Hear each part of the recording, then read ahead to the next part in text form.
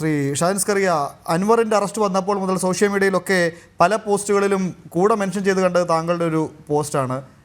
മാധ്യമങ്ങൾക്ക് നേരെ 123 എന്ന നമ്പർ ഇട്ട് അദ്ദേഹം ചൂണ്ടിക്കാട്ടുന്ന പി വി അൻവർ ചൂണ്ടിക്കാട്ടുന്നവരൊക്കെ പോലീസ് വേട്ടയാടിയിരുന്നൊരു കാലഘട്ടത്തിൽ നിന്ന് അതേ പോലീസ് കൈവിലങ്ങ് വെച്ചിപ്പോൾ DYSP ഓഫീസിലേക്ക് കൊണ്ടുപോകുന്ന അവസ്ഥയിലേക്ക് അൻവർ എത്തിയിരിക്കുന്നു. എങ്ങനെ പ്രതികരിക്കും താങ്കൾ? എന്റെ വിശദാംശങ്ങളിൽ എനിക്ക് അറിയത്തില്ല. ഞാനിപ്പോ സത്യം പറഞ്ഞ വളരെ കൗതുകമുള്ള ഒരു സ്ഥലത്താണ്. അതായത് അൻവർ എന്നെ 6ാം നിലയിൽ നിന്ന് താഴെ ഇറക്കുമെന്നും പറഞ്ഞ് കുറെ ബഹളം വെച്ചിരുന്നു, സ്ട്രാറ്റജിയാന്ന് പറഞ്ഞു. ഞാനിപ്പോ ലണ്ടനിലെ ഗാറ്റ്വിക് എയർപോർട്ടിലെ ഫ്ലൈറ്റ് കയറാൻ വന്നിട്ട് ചായ കുടിച്ചോണ്ടിരിക്കുക. അപ്പൊ എനിക്ക് ഈ വിശദാംശങ്ങൾക്ക് അറിയത്തില്ല. പലരും എന്നെ ഫോണിൽ വിളിച്ച് പറഞ്ഞു അൻവർ അറസ്റ്റിലായി എന്നുള്ളതേ ഉള്ളൂ. ഞാൻ സത്യം പറഞ്ഞ ഒരു ഫേസ്ബുക്ക് പോസ്റ്റ് ഇടാൻ വേണ്ടിയിട്ട് ഒരു പഴയതൊക്കെ തപ്പിക്കൊണ്ടിരിക്കുകയാണ്. എന്തായാലും എനിക്ക് പേഴ്സണലി സന്തോഷമുണ്ട്. ഇത് ബോധ്യപ്പെടുന്ന 2 കാര്യങ്ങളാണ്. ഒന്ന്, സത്യത്തിന് എക്കാലത്തും വിജയം ഉണ്ടാവും. സത്യമേ വിജയിക്കൂ. അൻവറും അൻവറിന്റെ ശിങ്കിടികളും അൻവറിന്റെ നേതാവായി പിണറായി വിജയനും സകല മനുഷ്യരും ഒരുമിച്ച് എന്നെ പൂട്ടുന്നു പറഞ്ഞ് നടന്നിട്ട് എനിക്കൊന്നും സംഭവിക്കാതിരുന്നത് സത്യം ഉയർത്തിപ്പിടിച്ചതുകൊണ്ടാണ്. അതേസമയം അൻവർ ഈ പോസ്റ്റ് എനിക്കൊന്ന് കഴിഞ്ഞ സെപ്റ്റംബർ അൻവർ ഒരു പോസ്റ്റ് ഇട്ടിരുന്നു. ഇത് പഴയ സ്ട്രാറ്റജി ആയിരുന്നു. ആ സ്ട്രാറ്റജി ഒക്കെ മാറി ഞാനിപ്പോൾ ഇവനെ ഇനി ഞാൻ തീർക്കുന്നു വീണ്ടും ഈ പിണറായിയായിട്ട് യുദ്ധം തുടങ്ങിയപ്പോൾ പ്രഖ്യാപിച്ചിരുന്നു. അപ്പൊ സത്യത്തിന്റെ വിജയം, സത്യം ഉയർത്തിപ്പിടിച്ചാൽ അവർ വിജയിക്കും. അവർക്കൊന്നും സംഭവിക്കില്ല.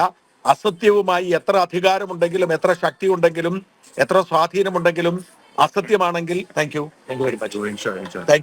എത്ര ഇതാണെങ്കിലും അസത്യമാണെങ്കിൽ പരാജയപ്പെടുന്ന തെളിവാണ് അൻവറിന്റെ. കാരണം അൻവർ ഒരു ഭൂലോക ഫ്രോഡാണ്. സത്യം എന്ന് പറഞ്ഞ ലെവലേഷൻ പോയിട്ടില്ല. അൻവറിനെ സംബന്ധിച്ചോളം അസത്യം മാത്രം പറയുക, നുണ മാത്രം പറയുക, വർഗീയത മാത്രം പറയുക, ഈ പറയുന്ന ഗുണ്ടായുസവും അയാളുടെ എന്താ പറയുക, അയാളുടെ ആ ഒരു അധികാര പ്രമത്തതയുടെ അങ്ങേയറ്റത്തെ ഭീകരമായ ചീഞ്ഞളിഞ്ഞ പിണറായി ഭീകരതയുടെ ഏറ്റവും ഭീകര രൂപമാണ്.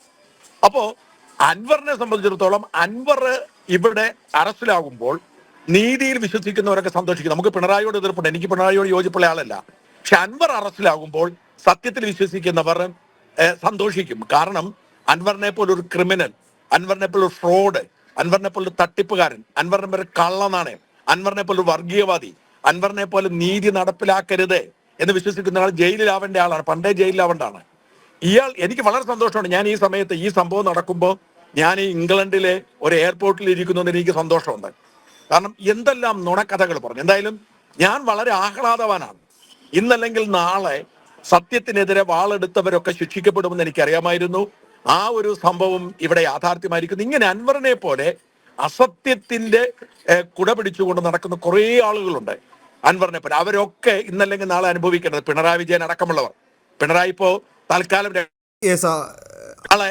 അവിടെയാണ് ശ്രീ ഷാൻസ്കറിയ ഒരു പ്രശ്നമുള്ളത്. ഇപ്പോൾ അറസ്റ്റ് ചെയ്തു, കാര്യം ശരിയാണ്, താങ്കൾ പറഞ്ഞ പോലെ തന്നെ അർഹിക്കുന്നതൊക്കെ തന്നെയാണ് അദ്ദേഹത്തിന് കിട്ടിക്കൊണ്ടിരിക്കുന്നത്. പക്ഷെങ്കിൽ മുഖ്യമന്ത്രിയുടെ നാവായിരുന്നപ്പോൾ അല്ലെങ്കിൽ സർക്കാരിൻ്റെ ഭാഗമായൊക്കെ നിന്നപ്പോൾ അദ്ദേഹം കാട്ടിക്കൂട്ടിയതിനൊന്നും ഇത്തരം ഒരു നിയമത്തിൻ്റെ ചട്ടയോ അല്ലെങ്കിൽ നിയമത്തിൻ്റെ സംവിധാനങ്ങളൊന്നും നോക്കാതെ അന്ന് എന്താ പറയുക, ഒരു വെളിച്ചപ്പാട് പോലെ അദ്ദേഹം ഉറഞ്ഞു തുള്ളുകയായിരുന്നു. അപ്പോൾ ഇതൊന്നും ബാധകമായിരുന്നില്ല.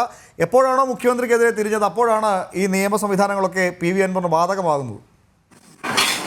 അല്ല, അത് കറക്റ്റാണ്.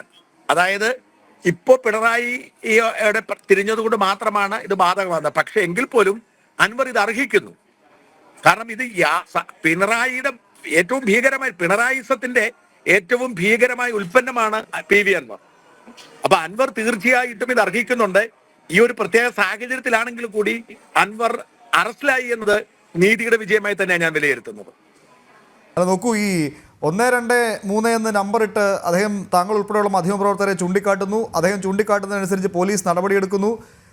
മറ്റ് നിയമ സംവിധാനങ്ങളെയൊക്കെ നോക്കൂത്തിയാക്കിക്കൊണ്ട് അക്ഷരാൽ പറഞ്ഞാൽ PV അൻവറിൻ്റെ ഒരു അഴിഞ്ഞാട്ടമായിരുന്നു കഴിഞ്ഞ വർഷം ഈ സമയത്തൊക്കെ നമുക്ക് കാണാൻ സാധിച്ചു. അവിടെ നിന്ന് ഇപ്പോൾ നിലമ്പൂരിലെ DYSP ഓഫീസിലേക്ക് പോകുന്ന ഒരു അൻവർ. അതെ, തീർച്ചയായിട്ടും ഇതൊരു വല്ലാത്ത കാഴ്ചയാണ്. പ്രത്യേകിച്ച് നിലമ്പൂര് എന്നെ അവിടെ കൊണ്ട് എത്തിച്ചിട്ട് അയാൾ ഒരു ചാരുകസേരയിൽ ഇതിന് പടം ഇട്ടിരുന്നു. പക്ഷെ എനിക്ക് അന്ന് തന്നെ ജാമ്യം കിട്ടി. അങ്ങേർക്ക് ജാമ്യം കിട്ടുമെന്ന് കണ്ടറിഞ്ഞു. കാരണം ഈ ഒരു കുറ്റകൃത്യം മാത്രമല്ല, അനേകം കുറ്റകൃത്യങ്ങളെ പ്രതിയാണ് അങ്ങേര്. ഞാൻ കൊടുത്തിരിക്കുന്ന ജാമ്യമില്ലാ വകുപ്പിലെ ഒരു കേസിൽ അങ്ങേർക്ക് വാറണ്ടുണ്ട്. പോലീസ് പേടിച്ച് നിൽക്കുക. ഒരുപക്ഷെ ഇതിന്റെ തുടർച്ചയായിട്ട് അറസ്റ്റ് ചെയ്യുമായിരിക്കും. കാരണം എന്റെ വീഡിയോകൾ എഡിറ്റ് ചെയ്ത് അയാൾ വർഗീയത പ്രചരിപ്പിക്കുകയും മറ്റും ചെയ്തതിന്റെ പേര് ഞാൻ കോടതിയിൽ പോയിട്ട് കോടതി ഓൾറെഡി ജാമ്യമില്ലാ വകുപ്പ് അനുസരിച്ച് കേസെടുത്തിട്ടുണ്ട്. അപ്പൊ എനിക്ക് തോന്നുന്നേ ഒന്നിനു മേൽ ഒന്നായി ഇയാൾ ചെയ്ത എല്ലാ പ്രവർത്തിക്കും ഇയാൾ അനുഭവിക്കേണ്ടി വരും. ഇയാൾ ദീർഘകാലം ജയിലിൽ കിടക്കുന്ന അർഹനാണ്. ജയിലിൽ കിടക്കട്ടെ എന്ന് ആശംസിക്കുന്നു. ഇതിന് ജാമ്യം കിട്ടിയാലും അടുത്ത കേസിൽ അയാൾ അറസ്റ്റിലാകും. കാരണം നീതി ഇല്ലാതാക്കാൻ നടന്നൊരു മനുഷ്യനാണ്. താങ്കൾ തിരക്കിലെന്നറിയാം. എന്നാലും ഒരൊറ്റ ചോദ്യം കൂടി. കഴിഞ്ഞ കുറേ നാളുകളായി PV അൻവർ നടത്തുന്ന ചില ഇടപെടൽ കൂടിയുണ്ട്. താങ്കൾ അത് വീക്ഷിച്ചിട്ടുണ്ടെന്ന് മനസ്സിലാക്കുന്നു. സമരപരിപാടികളുടെ സ്വഭാവം നോക്കിയാൽ അതിലൊക്കെ ഒരു തീവ്ര സ്വഭാവമുണ്ട്, ഒരു മാവോയിസ്റ്റ് ചായ്വുണ്ട്, നിരോധിത സംഘടനകളുടെ ഒരു സാന്നിധ്യമുണ്ട്. അത്തരം ഒരു നിരീക്ഷണം താങ്കൾക്കുണ്ടായിട്ടുണ്ട്. പ്രത്യേകിച്ച് ഇന്നിപ്പോൾ ഫോറസ്റ്റ് ഓഫീസിലേക്ക് നടത്തിയ മാർച്ച്, അത് ഫോറസ്റ്റ് ഓഫീസ് തല്ലി തകർക്കുന്നു. അതിന് മുൻപ് നടന്ന ചില സമരങ്ങളിൽ കൂടെയുള്ള ആളുകൾ ആത്മഹത്യാ ഭീഷണി മുഴക്കുന്നു, അങ്ങനെ ദേഹത്ത് പെട്രോൾ ഒഴിച്ച് സമരം ചെയ്യുന്നു. അങ്ങനെ സമര സ്വഭാവങ്ങൾക്ക് PV അൻവറിൻ്റെ കൂട്ടത്തിലുള്ള ആളുകൾക്ക് ഒരു മാറ്റം ഉണ്ടായിട്ടുണ്ട്. ഇവിടെ അൻവറിന് ആകെ അവശേഷിക്കുന്ന ഒരു സ്പേസ് എന്ന് പറയുന്നത് ഈ തീവ്ര സംഘടനകളുടെ പിന്തുണ മാത്രമാണ്. കാരണം പോപ്പുലർ ഫ്രണ്ട് നിരോധിക്കപ്പെട്ടു. SDPIക്ക് പോപ്പുലർ ഫ്രണ്ടിന്റെ ലേബൽ ഉള്ളത് കാരണം അവർക്ക് പരിമിതികളുണ്ട്. അപ്പൊ യഥാർത്ഥത്തിൽ നിരോധിക്കപ്പെട്ടു എന്നത് പേരിൽ 100-400 പേര് അറസ്റ്റിലായിട്ടുള്ളൂ. 100 കണക്കിന് ആളുകളുണ്ട്. അപ്പം ഇവരൊക്കെ അൻവറിന്റെ കീഴിലുണ്ട്. അൻവർ അടിസ്ഥാനപരമായി ഈ തീവ്ര രാഷ്ട്രീയം ഉയർത്തിപ്പിടിക്കുന്ന ആളാണ്, വർഗീയവാദിയാണ്. അൻവറിന് കൃത്യമായ ഒരു പൊളിറ്റിക്കൽ അജണ്ടയുണ്ട്, ഒരു വർഗീയ അജണ്ടയുണ്ട്.